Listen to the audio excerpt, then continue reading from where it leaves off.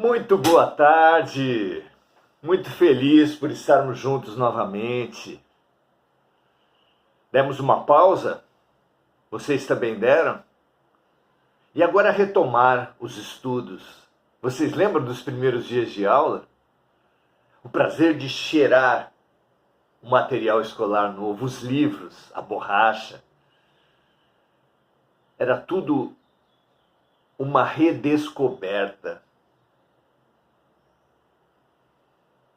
As disciplinas, as rotinas são fundamentais, ninguém aprende nada sem disciplina e sem rotina, mas a quebra da disciplina e a quebra da rotina também são fundamentais. A pausa é imprescindível para uma outra semana ser produtiva. As férias, não é? Muito bom que estejamos juntos, aprendendo a pausar o nosso dia e olhar a vida de um ponto de vista maior espiritual. É o que nós fazemos aqui, oração e ação. Precisamos de mais de uma autorregeneração para nos candidatarmos à regeneração planetária. E para isso, para essa autorregeneração, é imprescindível, claro, olharmos-nos com outros olhos. E para isso precisamos pausar. O ativismo seria como comer o café e logo depois o almoço e logo depois a janta. É preciso um tempo de digestão para podermos saborear novamente, profundamente os outros alimentos. Não é isso? Muito, muito, muito bom. Que assim seja para todos nós sempre. E aqui, especialmente. Então, sejam todas e todos muito bem-vindos. Colegas de classe, alunos de um mesmo e único mestre. Esse aqui, Jesus Cristo, que nos foi presenteada a figura. Jesus Cristo nos foi presenteado por Deus. E essa representação nos foi presenteada pelo amigo Eber. Como é bom ter amigos, não é? Muito obrigado, Eber. Muito obrigado a todos os amigos aqui presentes. Opa! Vamos então, hoje, retomando, em cima da questão das dores. Notem, amigos e amigas, os espíritos nos revelaram que estamos transitando de uma época, de uma fase, de um mundo de expiação e provas. Expiação e provas, numa palavra, é dor. Para um mundo de regeneração, cuja condição, cuja ferramenta, cujo princípio fundamental é a esperança. Estamos transitando, então, da dor para a esperança. E para isso, para fazer essa transição interior, precisamos de mais. Estudar em profundidade a nossa relação com a dor. Tornar a dor prescindível, porque a dor não é fundamental. A ferramenta fundamental de Deus, que é o amor, é o próprio amor. Como intuiu maravilhosamente Carlos Drummond de Andrade, que falou: amar se aprende amando. Então o grande caminho para o amor é o amor. Ou, se você preferir, a caridade, a fraternidade, a solidariedade. E que nós prefiramos a fraternidade, a caridade e a solidariedade em cada segundo das nossas vidas. Que assim seja.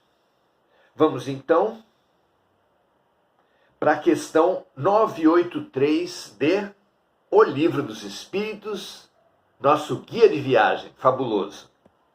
1019 perguntas e respostas que um grande pensador, professor Denisard Rivail, francês,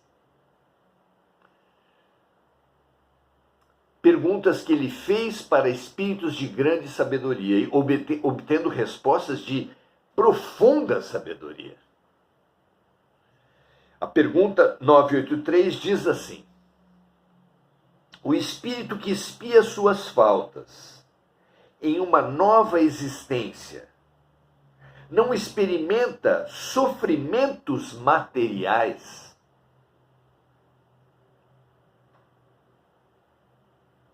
Então, a dor que nós experimentamos numa existência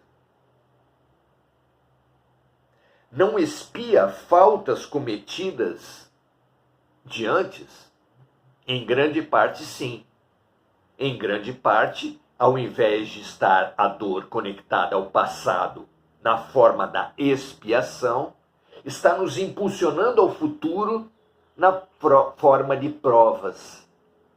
Porque a dor vivida, sofrida, marca-se, destaca-se em nossas almas como ferramenta excelente para vivermos o que precisaremos viver. Imagine você que algum de nós precisará viver ou se dispõe a viver numa nova existência o cuidado com os autistas, por exemplo. Mas quer se dedicar, imaginemos que nós queiramos nos dedicar tanto a essa tarefa, que nessa vida, ainda que por um período curto ou longo, a vivência do autismo, a entendermos a doença pela vivência, de forma que o nosso sofrimento será uma prova e até uma base para uma missão. Então, em grande parte, pelo menos até aqui, até esse estágio da humanidade de nós mesmos, a quase totalidade das provas são expiações que nos possibilitam nos limparmos, nos curarmos frente a infelicidades, a decisões equivocadas do passado. Então, o espírito que expia suas faltas em uma nova existência não experimenta sofrimentos materiais? Será então correto dizer que depois da morte o espírito experimenta apenas sofrimentos morais? Vejamos a resposta. Quando o espírito está reencarnado, as aflições da vida são para ele um sofrimento, mas é apenas o corpo físico que sofre materialmente. Temos dito aqui, vamos relembrar, que temos um corpo físico e um corpo espiritual, como já disseram Paulo de Tarso, inúmeras doutrinas espiritualistas, cada uma delas dando um nome para esse corpo espiritual, como Kardec chama de perispírito, outras doutrinas chamam de psicossoma e assim por diante. Esse corpo espiritual, como chama Paulo de Tarso, ele é totalmente moldável pela mente, de forma que quem sai de uma existência com a dor, com a mente deformada, marcada, traumatizada por algum erro, irá, numa próxima vida, numa reencarnação, imprimir essa desarmonia que está em sua mente no seu corpo espiritual e daí para o seu corpo material. É através do corpo espiritual e da mente que o erro de uma vida, que o equívoco de uma vida é transmitido a outra existência no corpo físico, para que nós, diante, convivendo, nos desafiando com essa desarmonia materializada, possamos avançar na cura. Muito bonito isso, não é? Então, quando o espírito está reencarnado, as aflições da vida são para ele um sofrimento, mas é apenas o corpo físico que sofre materialmente. Nossas dores, quando encarnados, se expressam através do corpo físico. Com frequência se diz que aquele que morreu descansou, dizem os espíritos. Deixou de sofrer, mas nem sempre isso é verdade. Como espírito, ele não sofre mais as dores físicas, porque não tem mais o corpo físico. Mas, de acordo com as faltas que cometeu, pode sofrer dores morais. Dores que são reflexos da dor sentida do corpo físico. Um viciado, por exemplo, não importa se em jogos, em comida, em drogas, ele sentirá, após a morte, não a dependência física, mas a dependência psicológica. A marca que a dependência física deixou em sua mente,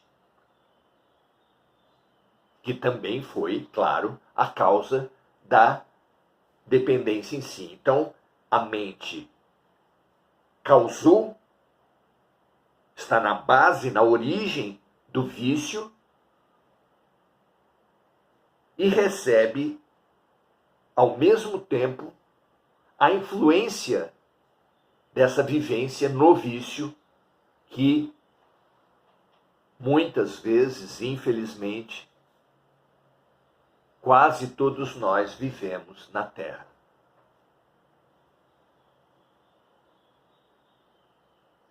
Então, como espírito, ele não sofre mais as dores físicas, dizem os espíritos, mas, de acordo com as faltas que cometeu, pode sofrer dores morais ou mentais, psicológicas, mais intensas, e numa nova existência pode vir a ser ainda mais infeliz.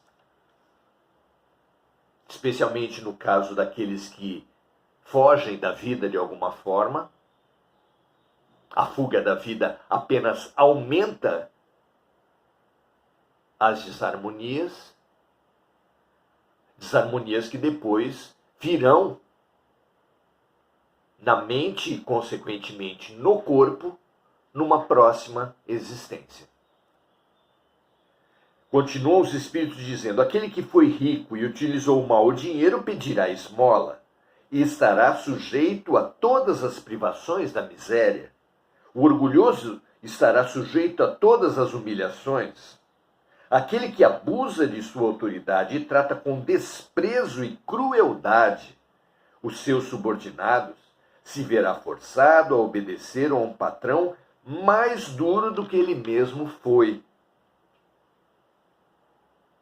Todos os sofrimentos e aflições da vida são a expiação das faltas cometidas numa existência anterior, quando não são as consequências das faltas cometidas na existência atual.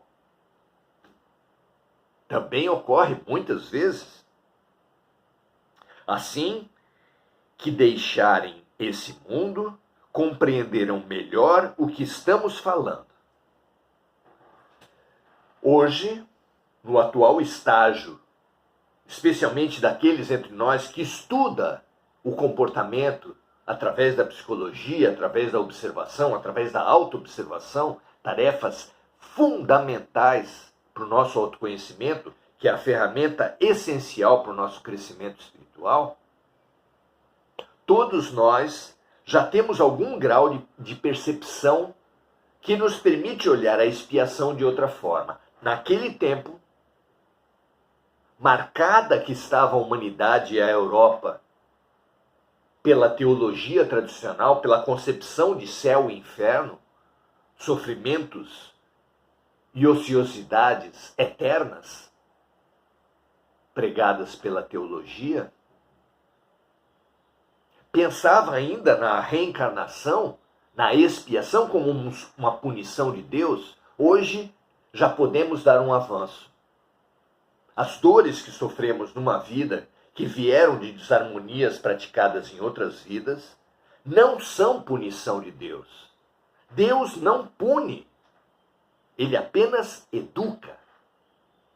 E não é um jogo de palavras. Pensem, meus amigos, a nossa trajetória existencial não é do mal ao bem, mas é do egoísmo ao amor.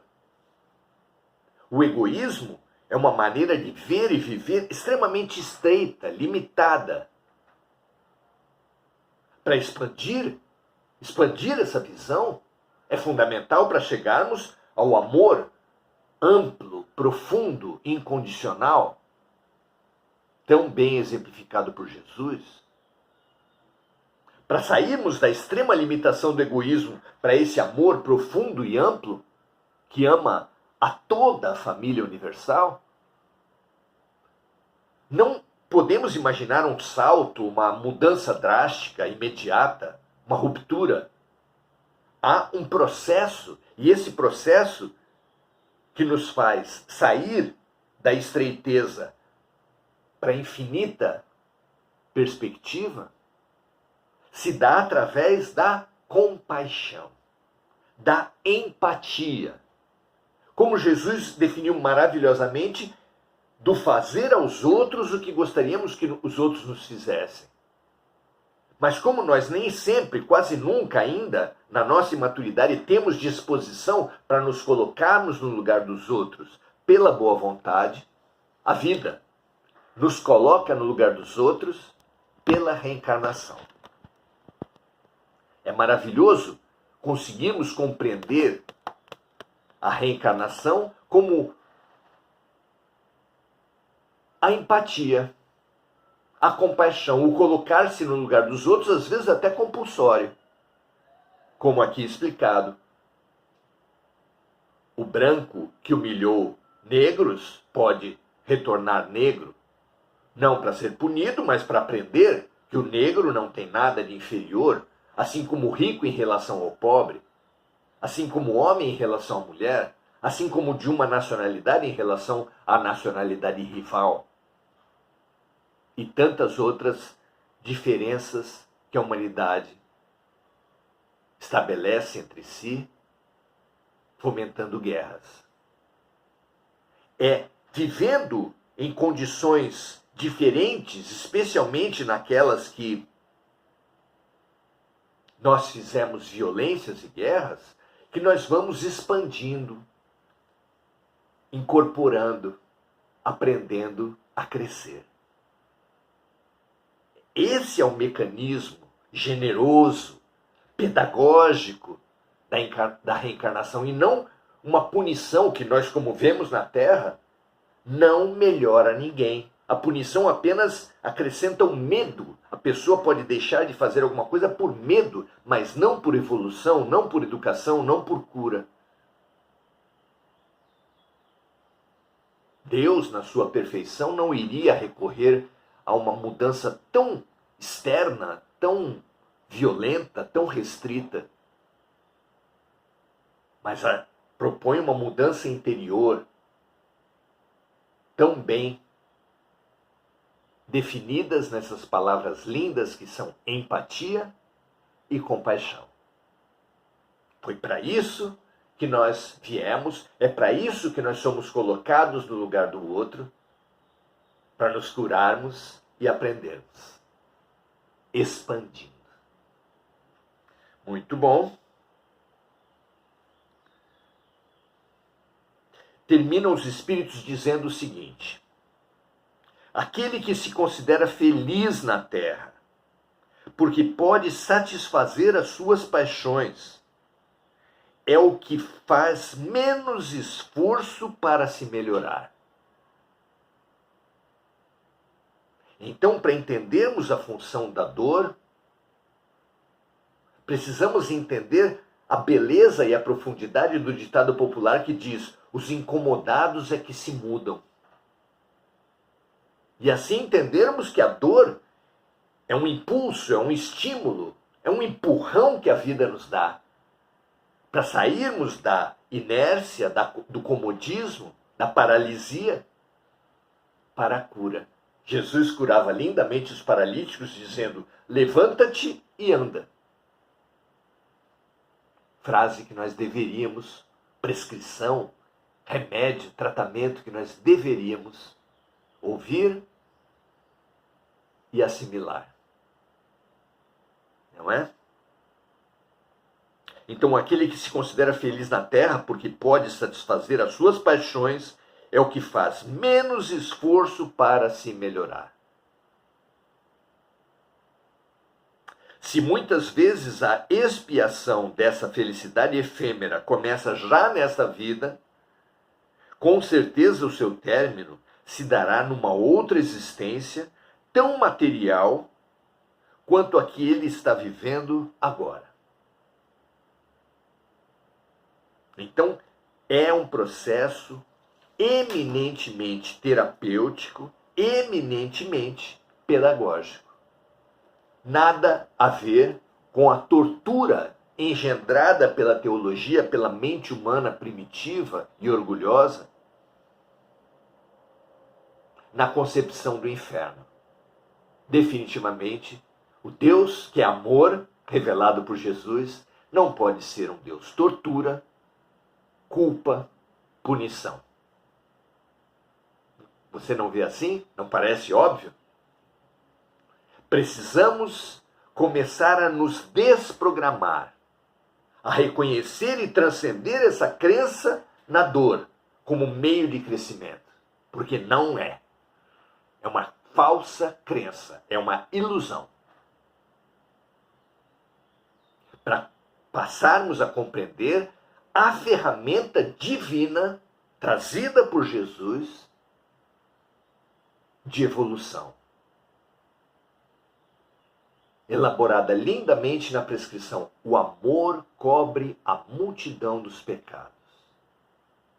Então é claro que não basta o branco racista reencarnar como negro, o homem feminicida reencarnar como mulher, o rico, orgulhoso e explorador reencarnar como pobre. É fundamental vivermos essa condição com abertura intelectual e afetiva. Porque é o amor que cobre a multidão das desarmonias, das doenças, das ignorâncias. Que essa percepção nos estimule e nos ensine a uma nova concepção de Deus, da reencarnação e da vida. Que assim seja para todos nós. Muito bom expandir a nossa visão, não é? Ivani Loures, muito boa noite. Adelaide Dias, muito boa noite. Mônica Silva, lembrando de amigos encarnados e desencarnados, que todos eles lembrados pela Mônica e todos eles lembrados pelo coração de cada um dos envolvidos aqui ao vivo ou em gravação, recebam a luz dos orientadores que coordenam esse trabalho, inoculando como vacinas lucidez e coragem para bem enfrentar e superar suas dores. Mônica Silva lembra aqui das vítimas das guerras, das vítimas dos desastres climáticos, de todos os doloridos da terra. Que todos eles recebam a nossa energia de compaixão, administrada na forma de remédios formulados pelos amigos espirituais, pela corrente médica do espaço. Enir Cajazeira e Mônica Silva dando também o seu boa noite. Então, é com muita alegria que retomamos esse nosso trabalho nesse ano de 2025, desejando estarmos juntos, porque não sabemos o que passaremos, mas o que quer que passarmos, passaremos melhores juntos. Muito obrigado pela sua amizade em 2024 e que continuemos nos fortalecendo, nos elucidando mutuamente entre nós e pela ação amorosa dos amigos espirituais. Assim seja, um grande prazer estarmos juntos. Compartilhe se você entender que esse nosso momento faz sentido e até amanhã. Paz e bem para todos.